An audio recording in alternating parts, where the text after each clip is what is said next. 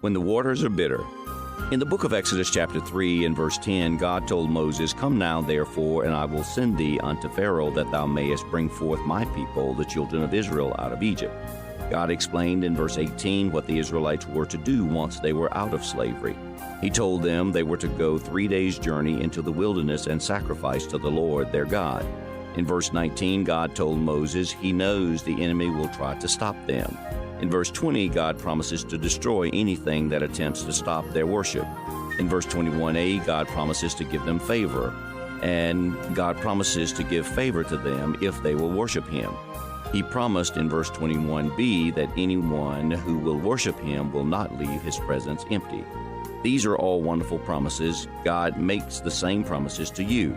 If you will worship Him, He will destroy your enemy. He will give you favor. He will not allow you to leave His presence empty.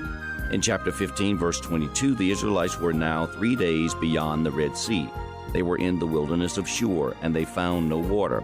Verse 24 tells us the people murmured. That is not what God told them to do when they arrived at this place in this time. They obviously misunderstood. They thought they were to worship when things were good.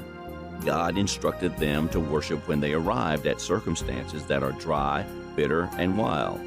If they worship, He promised to destroy their enemy, which was thirst, give them favor, which was solution to the problem.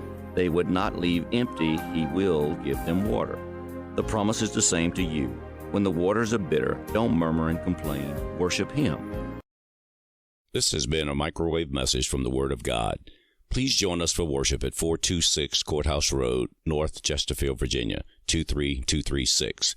Garvin Byrd, pastor.